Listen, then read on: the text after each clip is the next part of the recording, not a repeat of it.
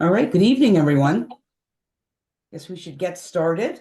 Thank you for joining the second session of our new webinar series called Special Journey Solutions, Navigating Key Options for Families with Special Needs. This series will address legal documents, taxes, government benefits, difficult decisions and conversations, sources and uses of funding and money, planning for future financial health, and transitions into adulthood and retirement. Tonight, you will learn from our wonderful guest speakers, Bruce Sham and Susan Walter, about foundation essentials to get your legal house in order. Just a reminder to please type your questions in the chat box on your screen below, and I will present these questions to our speakers after their presentations. So welcome, Bruce and Susan. Thank you for being with us tonight. Hey, thank you, Ellen. Good evening, all, and thank you for joining us tonight. The presentation is going to be available as a PDF or a hard copy, and we can get that to you. Rena also indicated that she'd like to post the recording to the YouTube website, so that'll be great. Bruce and I are very easy to reach. You can see on the screen here, we've got our contact information. We'll do our best to address general issues tonight. We'll be watching and monitoring the chats, like Ellen said, and we leave time at the end for questions. So, like I did last month, I'd like to start tonight's session with a case study drawn from personal experience. So I will open up with the case study. This is the Walter family case study, I guess. When our first baby was born, my husband Bill and I created wills, and we bought life insurance policies to provide a death benefit of roughly 5 years salary equivalent. We were young.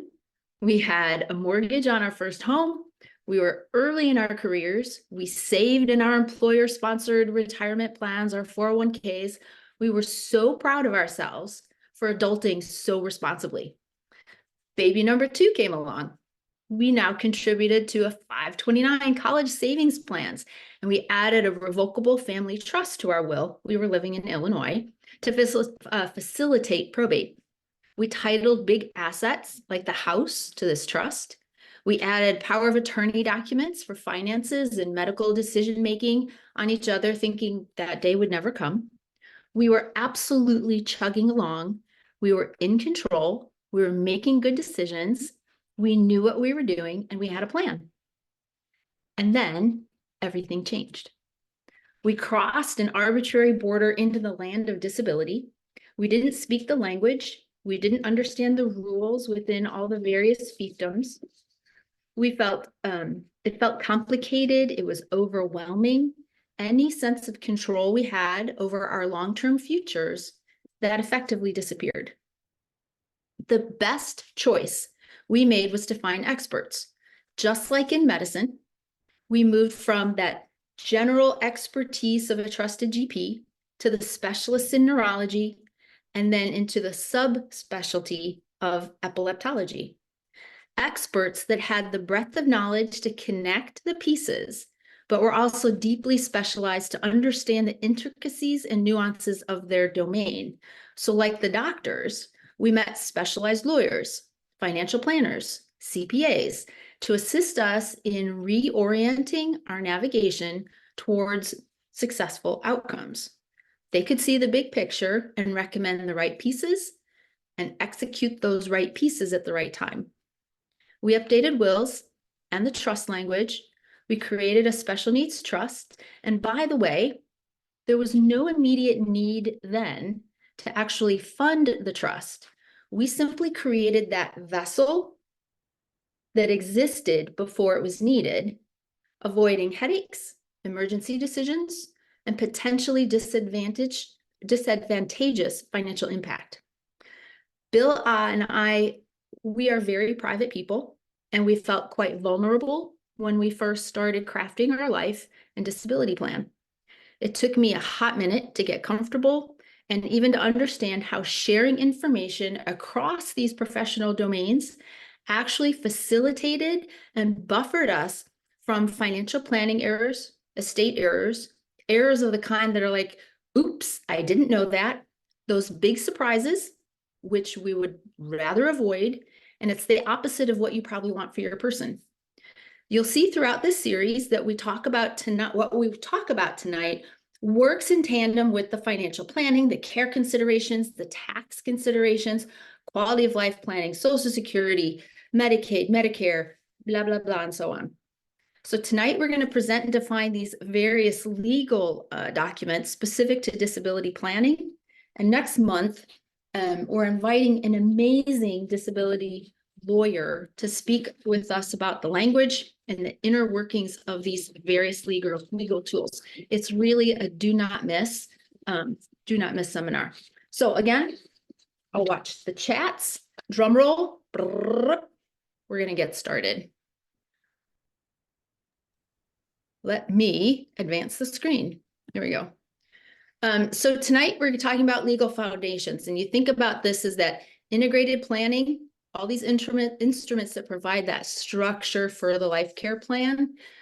We're looking out for our own needs, your needs, right? You need to take care of self, put that oxygen mask on in the plane before you put it on your person, taking care of your needs and the needs of your loved one. So tonight's agenda topics, we'll kind of take these in order. We'll talk about wills. We'll talk about power of attorney. We'll talk about different kinds of trusts. We'll spend a little bit more time there probably. We'll touch on guardianship.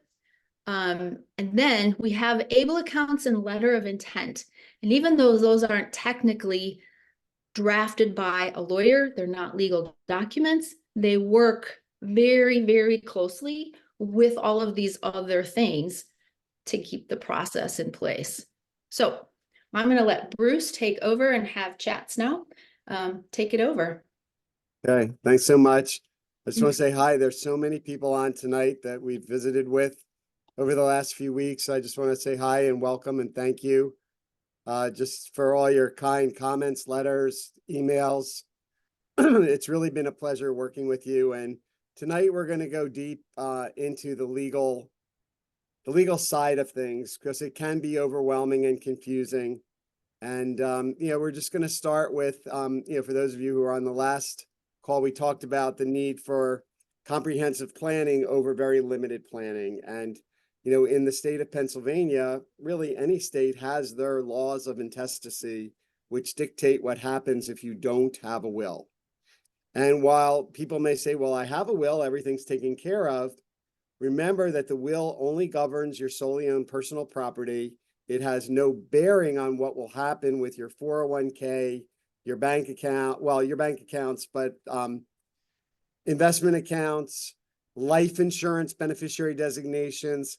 That is not dictated by the will. So you may feel, well, we've got a will, we've addressed the trust issues, we've protected our child, and then in your life insurance, it says, equally to my children. Many of the financial institutions sometimes give us a challenge when we want to add the trust because it's not a button that they have on a push down on the screen. And so we have had to call with our clients, and there are always forms to make these accommodations. This is not something new. This is not something that I'm the only one that brings up.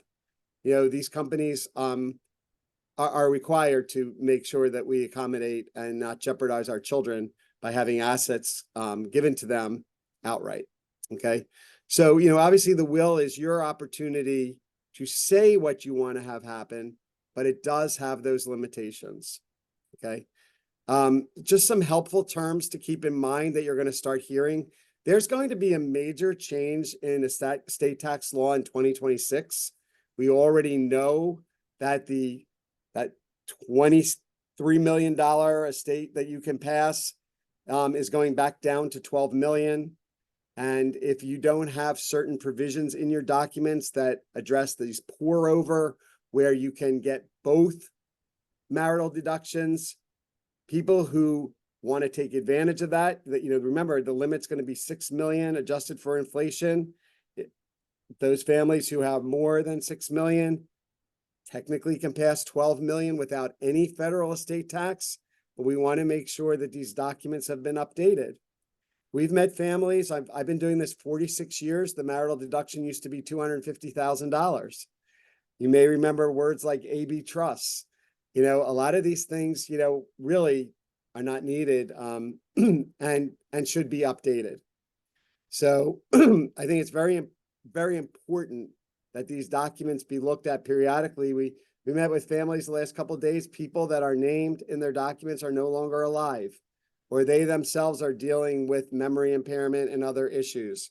You know, when you look at who are the people going to be, it's probably time to update it and rethink it. Our children probably are older now and don't need that traditional guardian, but did we do a power of attorney for our child with special needs? Do we have somebody overseeing, right, the assets that they may be receiving? Okay, there's a lot of things that we should be talking about. We're going to address, you know, what is the difference in the role of the trustee versus the executor or executrix. We're going to talk about different types of trusts, whether they be testamentary trusts that are set up in your will and don't exist yet until you both die, or is it a statutory trust that's in effect today so that other people, and again, we hear this all the time. We have an aunt that wants to leave money to our child. And I say, well, but your trust doesn't exist until you both die. Oh, wow. Okay, so how do we fix that? And you'll have the opportunity next week also to hear from counsel, who Susan and I are with 2 or 3 times a week, making the necessary adjustments to the documents, maybe taking that testamentary trust and making it an inter vivos trust. We're going to talk all about these terms tonight, but a living trust, not a trust that's in your will, but a trust that is created today with a tax ID number and a date, the birth date of the trust, for you to give to to other family members so they can name it in their documents. Okay, next slide, please.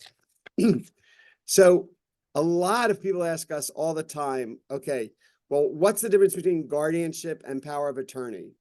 You know, do I need to have guardianship over my child, or, you know, what's the difference? And, you know, we're all still thinking when our kids were young and we did our wills, as Susan said, you know, even when she set up her wills, you have a guardian if you and your spouse pass away, right? Who's going to raise your children? Typically, they're there until they're 18, 21. You may have somebody overseeing your money to the children, or 25, 30, 35, you know, depending upon, you know, how the children are doing. A lot of times we may go back to counsel and have the dates changed. You know, sometimes when our kids get out of college, they may have picked up some bad habits in college, and maybe I don't feel comfortable leaving my 21-year-old money like that. Maybe I don't like my daughter's boyfriend, and I'm very nervous if they get married. He now has half my assets if I die, right? Like, so, you know, there are all many types of reasons that you should take a look at these things.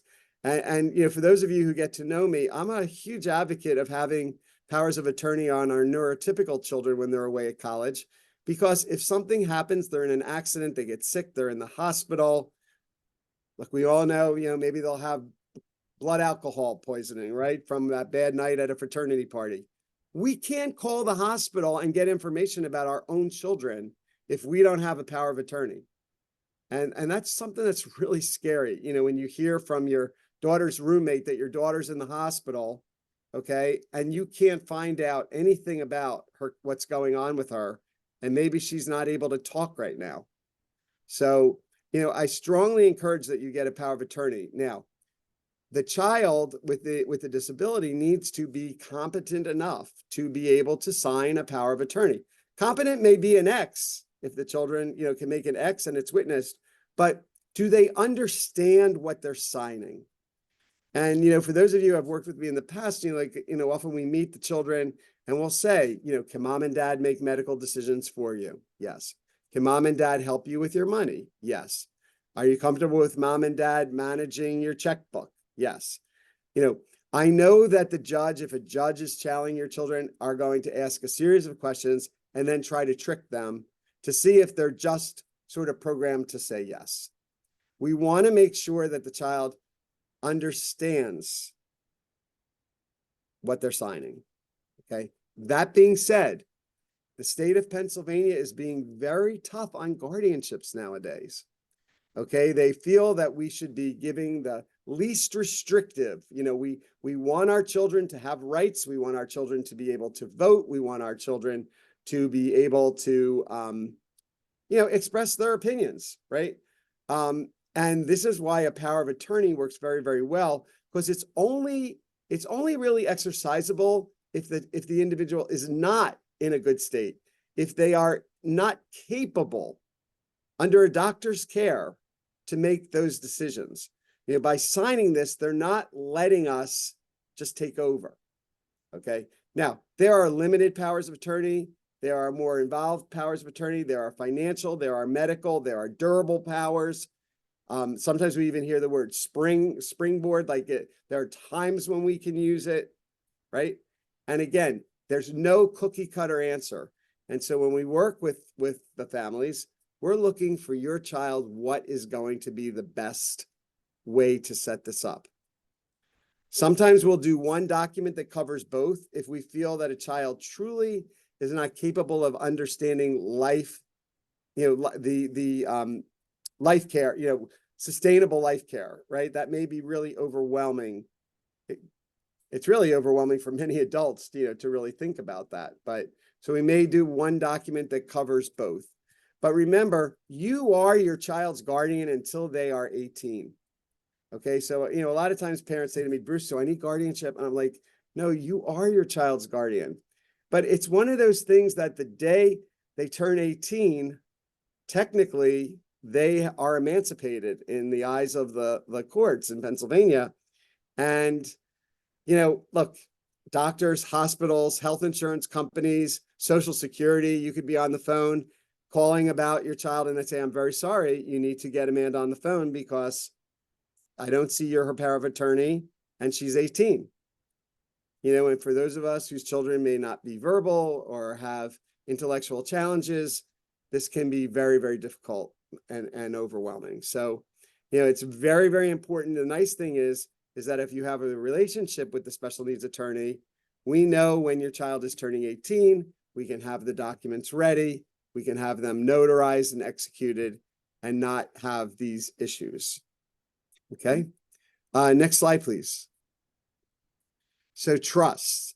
I know this can be overwhelming. You might want to take some notes because there really are many, many, many different types of trusts. And there, lawyers, all estate planning lawyers will say, yes, I can draft a trust. Yes, I can draft a trust. If it's not a special needs trust, if it doesn't have the language in there, helpful terms like supplement, not supplant, right? Our trusts are not supposed to pay for housing. It's not supposed to pay for food. It's supposed to pay for the things that the means-tested government benefits that our children receive are not addressed. I often will see documents that give the children discretion to their money when they're 25. That doesn't mean, then that is not a special needs trust. A special needs trust is irrevocable. And it never allows our children to have access to the funds. Now, I'm a very positive person. I mean, and we always want what's best. The way our lawyer will draft these documents, he will say, should Amanda not have special needs? Many times, God willing, and as medicine improves and as treatments improved, and our kids are leading very healthy, productive, normal lives, maybe they don't need to have it in a special needs trust. Maybe they will be able to have access to those funds. But if they don't, we want the document to serve as a special needs trust. Remember, if you then suddenly have to now apply back for means-tested benefits, I have a job, I have health insurance, Bruce, I don't need my Medicaid anymore. And then all of a sudden I lose that job. Maybe I'm not going to be able to get another job for a while. And now I have to apply for means-tested benefits, but I have all mom and dad's money. I have the sale of their house. I have upwards of $1 million in my name. I'm not getting Medicaid. I'm not going back and I'm not getting Medicaid waivers. I'm not getting any of those means-tested support benefits because I have to spend down all my assets. And if the purpose of us leaving our children those assets to supplement, even if our children do get jobs, are they really being competitively employed? Are they working at a rate where they can support themselves? If not, and the government feels that $14,450, is enough money, I don't know where you can live on that, right? Like, so if you're not competitively employed, you need these additional government benefits, you need to have the special needs trust. And let's please make sure that the wording is correct and it's set up properly so we don't have a problem. We all know how difficult it is to deal with the bureaucracy of the government agencies, and we are healthy, educated individuals. We are not going to be here when the problem happens. And I know it's really hard to imagine, but I can't tell you the number of calls we get when the 87-year-old parent passes. I get a call from the brother who's 58, 54, and the sister, no planning has been done. The sister has now inherited $1 million. And the state's already come in and is offering waiver services, and then find out that she has $1 million. And the state appoints a guardian for her for being so irresponsible. The state appoints a trustee for her, and it's nobody that you have any control over. This is not something that you want to have happen. And then the trust that's going to be set up is this first party payback trust. And sometimes you hear of it as a D4A, a Medicaid payback trust. There are many different terms for this first party trust. But if that money is the money of the child's, the only way to protect it, it's also now sometimes called a self-settled trust, because the government finally said, well, mom and dad never set it up, but Susan inherited that money. Susan recognizes that she needs her Medicaid because she doesn't have health insurance. She can set up her own first-party trust. But to the extent that Susan has received Medicaid or waiver services or any government benefits, that is going to be subtracted from the corpus of that trust before it can pass to other children. So we really want to have that third-party trust, which is not the property of our child, which does not have to get disclosed to Medicaid and to SNAP and to the other government agencies, because it's not your child's, it's yours. It is a trust that you have set up, and it is a supplemental special needs trust. And your child has no discretion or authority over that. And that trust can then be paid to other children, other organizations that have supported you. A lot of times we're asked for a catastrophe clause, the Epilepsy Foundation, organizations that support you, social groups, religious institutions. These are great ultimate beneficiaries of that trust. In the absence of doing that, it's going to default to a government payback trust. And the one thing about the government payback trust, you can't even set one up yourself if you're over the age of 65. And we're all living longer now, and our children are living longer now. And by not doing something, we have created this problem. And if our child can't even set up a self-settled trust, then really everything that you've worked for is just going to have to get spent down before our children are going to be able to get those government benefits. It really is tragic. It really is tragic. And, so I mentioned earlier about the statutory or a standalone or a living inter vivos trust versus the testamentary trust that is created in your will and only exists when you both die. So if somebody wants to leave money to our children, and again, we're taught our whole life not to talk about money, right? You don't ask your relatives what you're leaving. It's like one of those things you don't talk about, but we sort of have to bring it up. If you hear that Aunt Mary is thinking of leaving money to Susie, okay, well then Aunt Mary needs to know that there's a trust set up, and here's the tax ID number, and here's the name of it, and here's the date that it was executed. And they need to go back to their investment company or their life insurance company and change the beneficiary to the trust. And again, we're very happy to make those calls to help you with it, but it is extremely, extremely important. When we're looking at bank accounts, when we're looking at real estate, ownership, very important for the benefit of. Many of you will have UTMA accounts and UGMA accounts for your children, 529 accounts for your children. Susan even said that, you give birth, you start all these things for our children. Often these things are not identified until much later on, right? And so we already have things in their name. I know that there are people on the call right now that we've worked with where we've had to uncouple all that, and we've had to liquidate, and we've had to move, and we've had to set everything, we've had to restructure things. We even had to pay some taxes that maybe we didn't want to pay, right? Some capital gains taxes just to protect the benefits. But I just can't stress enough how important it is to do it now and do it while you're alive and you can be involved in the decision than us having to do it years from now when there's tremendous capital gains and we're selling things at the worst possible times. At least now we can be a little mindful of mitigating the gains and timing it a little bit, right? Mm-hmm. But I can't stress enough how important it is that we look at all of these things holistically when we're doing our planning.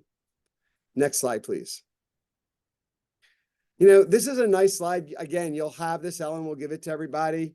In our first presentation, I sort of had just like that little graph. It wasn't color coded like this, which is, I think is nice. These are all the things a special needs trust can cover, and we say, well, we have a regular trust. Well, that regular trust is not going to address maybe medical equipment and prescriptions and things that are not covered by Medicare and Medicaid. It's not going to pay for camp and ongoing tuition at school or, things that you might want for your child. The government is only concerned that our children have a place to live and something to eat, right? Like they're not concerned that they got the new iPhone, that they have a new Xbox, that they have the best internet. Many of you have heard me talk about my daughter who completely is independent, goes to work and cannot wash and blow dry her hair. So they're not paying for Supercuts 3 times a week, and they're not paying for her driver to get her there. And, that is critically important to Amanda's overall success in life functioning. This personal grooming is so critically important. Recreation, many of these are the things that make our kids feel so vital and so part of the community, right? We talked about having the caregivers are paying supplementally for care attendance. Obviously, the trust can pay for legal guardianship expenses. Trust can pay for our supplemental insurances that our children need. The trust can buy, we were with a family today talking about appropriate housing. They have a community waiver. How can we use it? How can we have an appropriate housing situation where the child can still have their space and the other family that they may be living with or the support that they're living with has their space and it all works out. If we have to spend down some assets or we want to make sure that our children are taken care of when they pass, it is one of those things like when we apply for Social Security and we have more than $2,000, and particularly before ABLE accounts came out where we could put $18,000, we were doing a lot of prepaid burial, because we could go to a funeral home and prepay and go to a cemetery and get that in place for our child. And Social Security considered that a very, appropriate use of the money. We were not challenged that we spent that down just to get a means tested benefit. Next slide, please. When you have a trust, okay, remember we talk about guardians and trustees. Yes, they can be the same person. Even the executor, the guardian and trustee can be the same person. It's nice for the guardian and trustee to maybe be different and bounce ideas off one another. We also talk a lot about having a co-trustee with a corporate trustee. Corporate trustees will always be there. Corporate trustees for estates that are a little larger can handle all the tax ramifications. They can make sure that, things are being done properly. When you have smaller estates, if you do not have somebody that's really capable of serving as a trustee, we are limited into what is available. There are most of your traditional banks, while they will serve as trustees for a regular trust, an irrevocable trust, they are not serving for special needs trusts. They are very litigious, they are very cumbersome, and they just don't want to do it anymore. Even the bigger trust companies will not take you without $1 million. And I know that scares families off and turns people off immediately when I say that, but we're talking about when you are gone. If you have a house worth $400,000, if you have a 401k worth $600,000, that's $1 million. Then add to that a life insurance policy for $500,000. Many of us, and you hear the joke about the millionaire next door, right? But when you add up all these things, if there's $1 million, you can have a corporate trustee. So I think it's something to just think about, or at least have it written into your document that your trustee has the right to hire a corporate trustee. When you're looking at these documents, and right before this call, we were with a family that maybe I met like 13 years ago. And while we've spoken over the years, today we were doing a full update. They just bought a new home and we were doing a full review. And I said, just look at some of the names in these documents. They're not even alive. And again, life gets in the way. We may have called 3 or 4 times over the years, but they were moving, they were building their careers, they were changing jobs, right? And while our kids are still in school, life seems kind of safe. But once our children graduate, and it is like falling off a cliff if you don't have some of these things in place. And they're seeing, what's happening. All of a sudden, their son has their morning program, but the afternoon program fell apart during COVID and never reopened. The new service had a program in place, and now they don't have anybody to support the afternoon program. I mean, they even told me a story about the kids, 3 boys being in a van. These are blind boys. And the driver decided to stop at Wawa and get a coffee. And guess what happened? The car got hijacked. The guy didn't know that there were 3 kids in the back seat. Can you imagine? And one of the boys was verbal and screamed, and the guy did just run out and left the van. But nobody knew how to operate a phone. Nobody knew how to call for the police. Fortunately, the driver notified the police immediately that the van was hijacked. The boys were all safe. But what a tragic, tragic situation, for them to experience. And again, by having having these things in place, and this is what we talked about, you want to be able to have that trust in place to be able to hire your own caregivers. And I sent her to Westchester University, to some of the local universities, to their special ed department, to talk about finding some caregivers that she could hire privately for her son. And this is what I do. For those of you who know me, I go to the colleges, the local colleges, Chestnut Hill, Gwinnett Mercy, and I go to the special ed department and I post jobs. And my daughter happens to live directly across the street from Chestnut Hill College. So she's worked for the lacrosse team. 2 buildings where she lives are housed with girls from the college. It's really worked out nice. So again, these are things that you need to talk about. And, these are things that why we need a good trustee and guardian to work together, to bounce ideas off one another. Okay. Susan, I think we can go to the next slide. All right. So now guardianship. We are now post 18. Okay. Remember, you are your child's guardian until they are 18. But at this point, is our child able to make some of these decisions? Do they need a full comprehensive guardianship, or could it be limited with some rights remained? Okay. Are we setting up a joint or shared guardianship? Many of us, are divorced and second marriages. Our child's other parent is still involved. How do we do this? With a power of attorney, it's fairly easy to name a successor.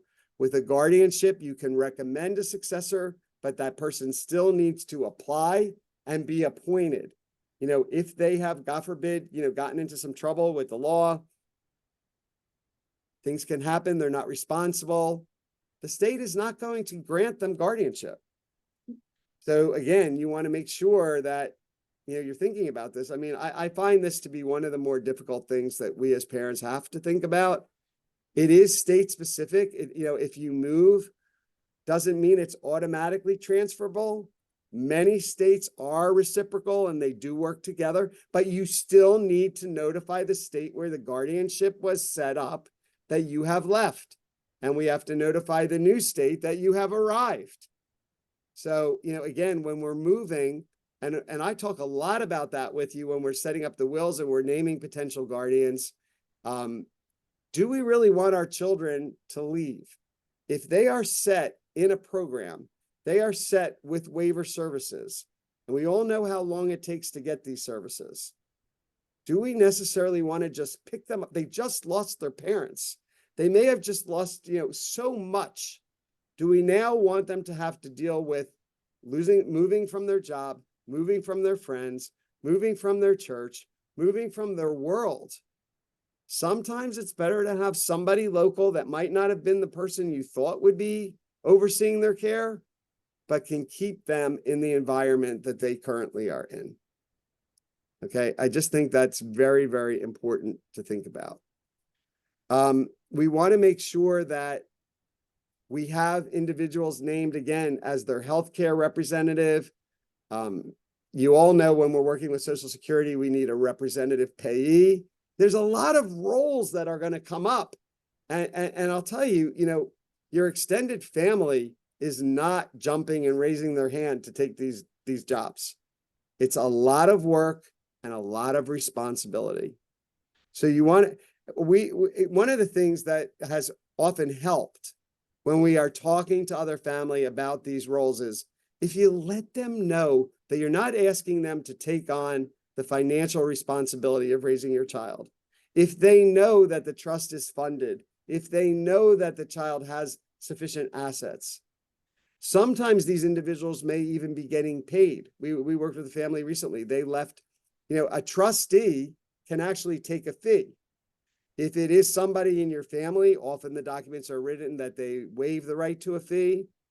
But maybe if somebody has to quit their job to do this, or has to give up some of their job to do this, we've even had families say, I want my cousin to get paid X amount of dollars, right, to take on that role. These are all conversations that we will have with you.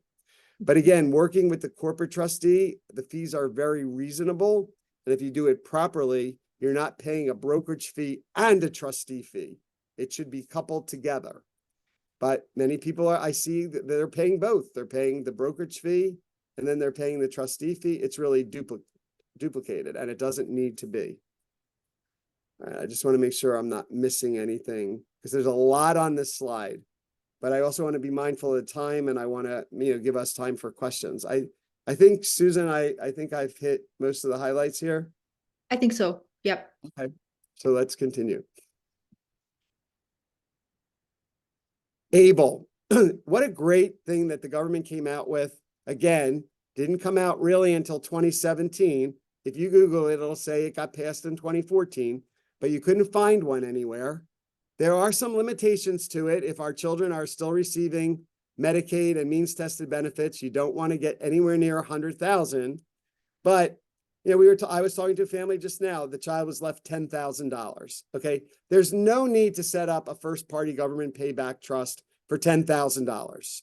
Okay, if they were left 100,000, 150,000, if the child would received an award, I have a 32-year-old that just got an award from a birth settlement from a traumatic brain injury at birth. He now has a seizure disorder. And he just got $250,000.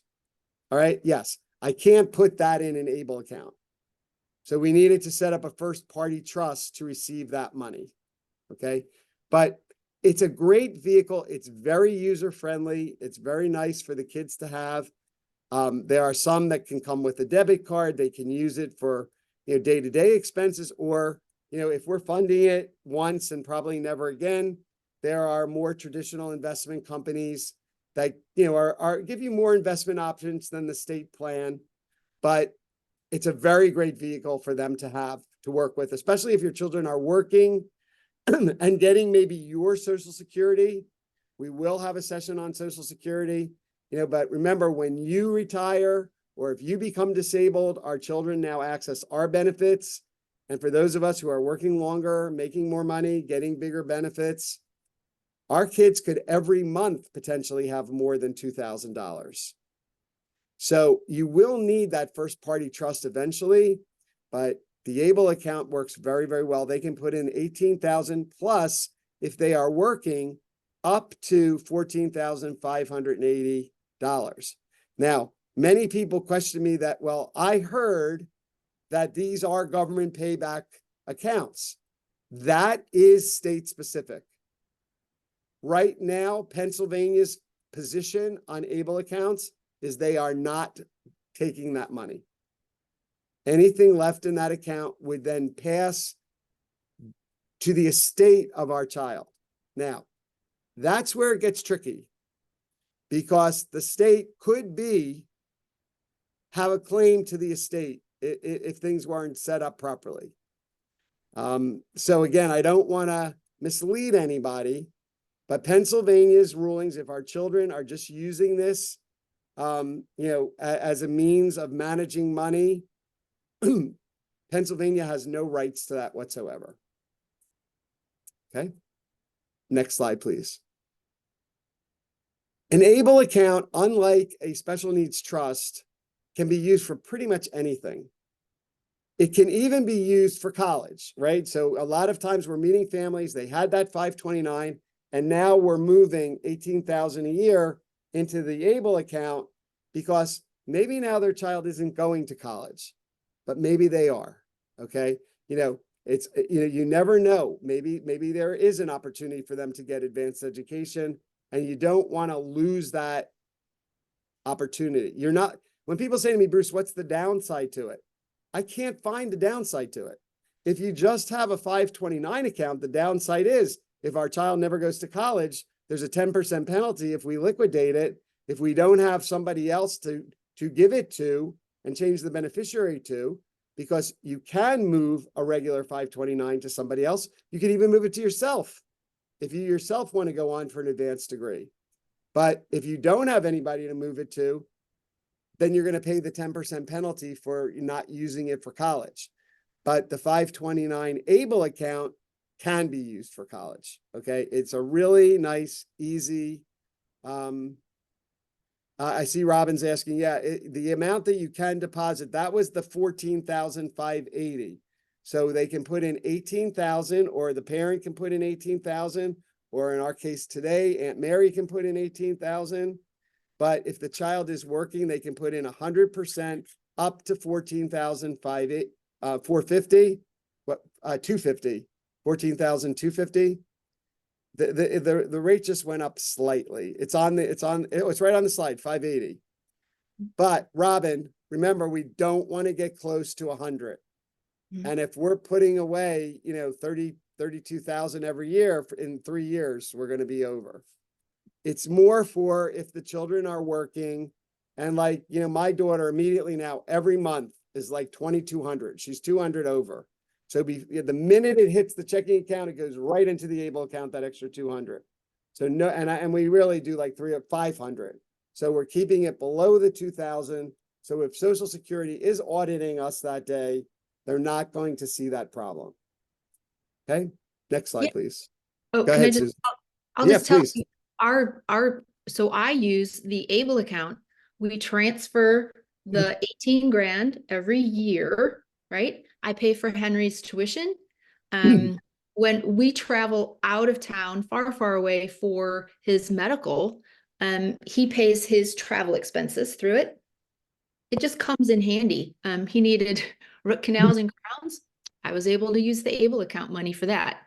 Mm-hmm. Yep. So, yep, here we go. And Medicaid may not have paid for it, right? No. Right. Right. Mm-hmm. So, All right, good stuff. I do see one quick question before we leave Able Accounts. We are on our last slide now. So if you do have questions, you might want to start loading them up. But we can get licensed to practice in any state if we do not feel that, we know everything of, because the states, remember, Medicaid, Medicare, they are federal programs. They are administered by the state. And we have counterparts to ourselves that are licensed special care planners, chartered financial consultants in every state. And so, we often work with them. We have a coordinator of our program. We work with the different agencies, the special needs alliances, that we would get access if you are in a state, outside of sort of I want to even more than the tri-state, like the 5 states, around surrounding us. If we feel that we don't really know everything about, but of course now we have Chicago, Illinois, because Susan's from Chicago. So, she even asked me, do we do Chicago? But we would have people to refer you to. We would never not address that. Just like the lawyers, if they're not barred in certain states, we have to find you a counsel that can work in that state. But often we're able to help with the financial positioning of things and then bring in a lawyer to do the legal documents for that state. And we do that all the time. This last thing, and again, Susan and I can send this to you if you want it, just email us. I have it as a really nice Word document, in Word, because the letter of intent is a changing document. You all know that our kids are on different medications. They change, different experimental type things. These things are not in our will, right? They don't put that in the will. So it's a nice thing to have. It talks about all the different services that our children receive, agencies, doctors. Like we've even seen husbands and wives that don't even know. Every time our caregiver is, the case management is doing the ISP, if my wife is in here, I really don't know about her OBGYN and some of those intimate, appointments, but my wife can record everything if she's going to be away. It's in the letter of intent. And then I have everything that I need, I see Mr. Mullaney is asking about how long does it take to get a program set up? As we've said, the sooner we get everything, the documents, we've already sent stuff to counsel, for people that we met with today. My lawyer will write back to me probably tonight or tomorrow morning. We never rush to get something done. There's a lot of times if we're in the midst of dealing with legal unraveling and estates being settled and we don't necessarily have the money yet and we can't get copies and access to documents, that sometimes can take a longer amount of time, and we want to make sure that we don't miss anything. That can take a longer amount of time. But, if we are in a crisis, I can say, Paul, we need this, the child's going to lose the benefits. We can set up first party trust overnight. But, we all have to just work together and get on the same calendar. But, I have people calling me, we're going away, we're getting on a plane. This is scaring me to death. We don't have these things set up. We have all the wrong names in there, and, we'll do everything we can to try to get it done as quickly as possible, but we won't compromise on doing it. We will not do it wrong. We have to maybe sometimes say, hey, we just need to slow down. The lawyer, but we can get it down. We can do things online now. God, we were even notarizing online. We don't do that anymore, but we were doing all kinds of things online. We can meet with counsel online. You do need to notarize and get documents executed. It is a lot of papers. Those of you who've done this with me already it's not something you can just go into your bank and ask them to notarize one document. There are 4 copies of every document. And so if it's a husband and wife, there's wills, there's powers of attorney, there's trusts, there's medical directives, there's durable powers, there's maybe a power of attorney for your child, first party trust, third party trust. Multiply all that by 4, it's a lot of documents. But we will not do it wrong. It has to be done. It has to be done properly. So just to sum up here, then, the letter of intent really is just for those personal things that you want somebody to know about. Even even one like Fears. I remember the first time that I ever let my brother take Amanda out. They took her to the circus. They were so excited. My daughter is petrified of clowns, right? I mean, she was little, okay, but she still is petrified of clowns. And here they thought they were doing this wonderful, wonderful thing. And my daughter was traumatized. You know what I mean? Like, so that probably wasn't a good place to take her. You know, they could have taken her anywhere else, but they took her to the circus. All right. But it does come in handy. My friend's uncle, we called him Fafa because he couldn't pronounce his name Frank. So Uncle Fafa, we thought he was on a hunger strike. He had a day program. They had bought the hot dogs for him and the applesauce, and he wasn't eating. And we thought maybe, oh, it was just because he's got to get used to his day program. Well, it turns out it was the wrong hot dog. It was something as simple as buying the wrong hot dog, and they bought organic, healthy, unsweetened applesauce, but he liked the sugary, whatever applesauce. So it was something so simple to fix, but that's why this is important. Yeah. I see a good question from Lisa. You know, how is my daughter working and collecting disability? Remember, she's not competitively employed. She's not earning over $1,500 a month. She's only earning $700 a month. And when your children first turn 18 and they're getting SSI, SSI is going to take away $1 for every $2 they earn, unless we utilize what they call impaired work-related expenses, which are costs associated with our child being able to work. So then if, you know, and if they're going to deduct $30, but it costs me $35 to get her there round trip, or if it's costing me $15 an hour for a job coach, that all comes off. But if my daughter was really competitively employed, she would lose her Social Security, right? They are constantly looking to see if our kids, that's why they see their pay stubs, right? If they are earning too much money, we are going to get notified and said, you know, that they're going to lose their benefits because they are making too much money. Mm-hmm. Now, once a child is getting Social Security disability, there is a little bit of a difference. And again, you know, this is so hard to wrap your head around. If you're on Social Security disability, you're allowed to have assets. I mean, any one of us could be suffering, you know, dealing with cancer, God forbid, one of the degenerating illnesses, you know, like Huntington's or ALS, and we ourselves are getting Social Security disability, and we have assets. We're allowed to have assets, but we don't have Medicaid. When you have Medicaid, you are serving two masters. We have to adhere to the Social Security limits. And remember, for our children who are getting waiver services on top of, they are driven by Medicaid. If you don't have Medicaid, you don't have waiver. And I can't express that enough. People say to me all the time, why are you telling me this? I was told that my daughter can have $8,000. Great, yes. If you just are getting Social Security disability, you can have as much money as you want. But with Medicaid, you can't. If you're married, you can have $3,000. Okay, so you really do have to be mindful of that. But for our children who are not competitively employed, Lisa, who are really, you know, she works 3 days a week, 4 hours. Of course, that encompasses a whole day because, you know, an hour before, an hour after, time to decompress, time for lunch. She's exhausted when she gets home. And it's just great for her to know.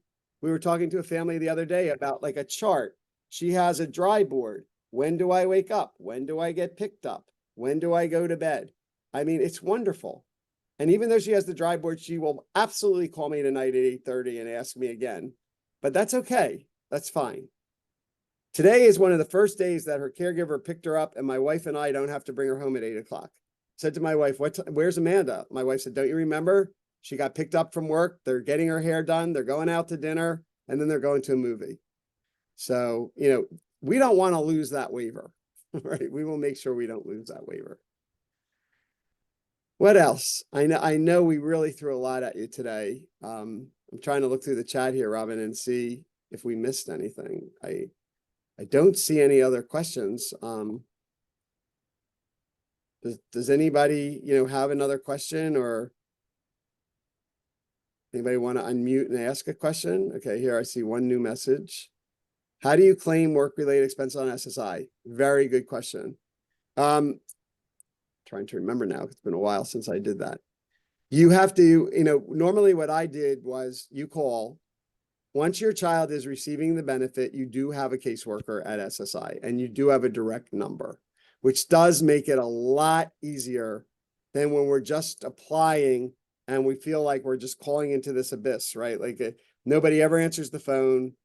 But it's funny, like today I actually got called back by caseworkers, and a lot of them could be very, very nice. I was told by the main 800 number that we had to refile because the individual never signed in time. Today I got the caseworker. He said, Bruce, yep, I recognize you. You're on file. I'm an approved Social Security advocate. He says, do you have the 8001? I said, yes. Do you have the 827? I said, yes. He said, just get it to me and it's done. Okay. If you can call and just say that I'm challenging, because what happens is you're going to get a letter saying that we're reducing her benefit because she's earned too much. And a lot of times that will happen the couple months a year where there's 3 paychecks, right? And now all of a sudden they make too much. It's going to affect their food stamps if they're getting SNAP benefits. And we had a family today recently where we had to go back and explain that we didn't disclose the living expenses. They were basing the food stamps on their, what they expend for living expenses. We're going to challenge that. Okay, we're going to challenge that. But you have to then submit the receipts. So my daughter was in a private ride service. It was called Riders Club.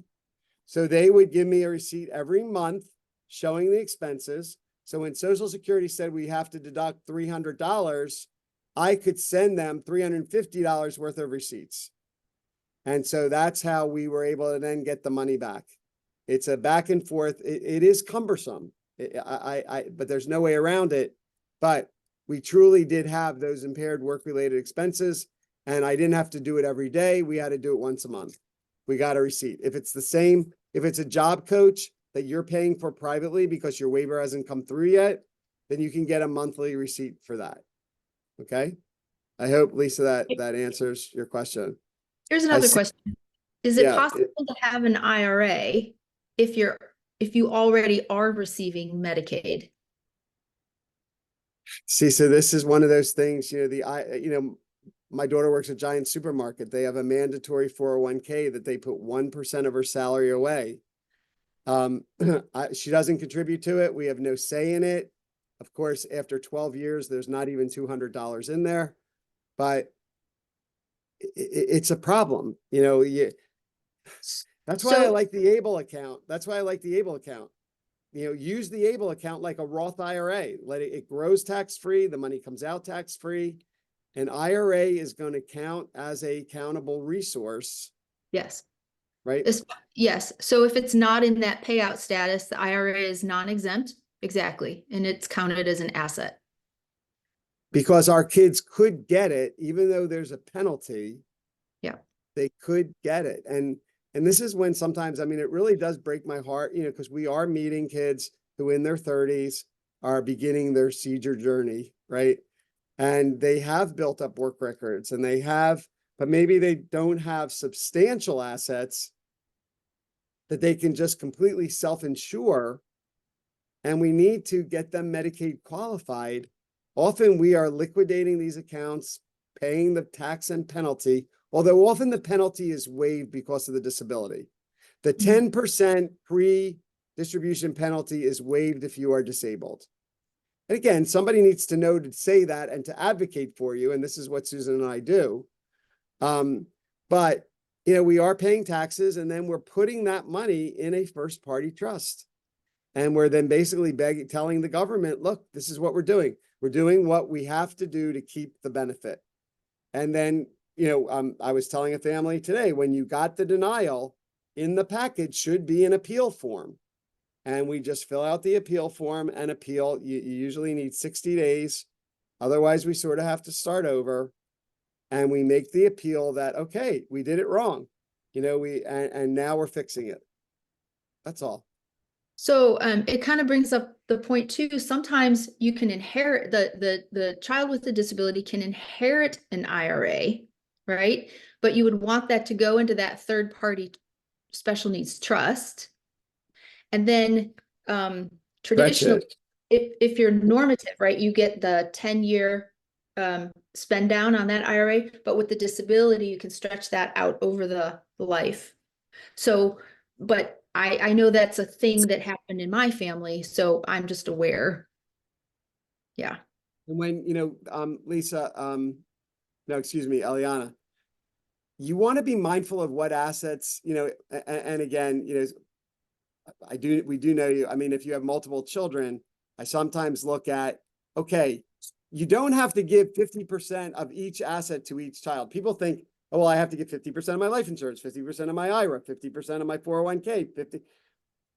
If we want to give 50%, okay, it can be the same number. If there's 600,000, we can give 300 to each child, but the 300 to our child with special needs can be the sale of the house, life insurance, the bank account money, the non-tax unencumbered monies that don't have to create income, that don't, right, that can be managed much easier. Because when the trusts do inherit monies that need to be taken, distributions need to be taken. Remember, these trusts do pay the highest income tax rates.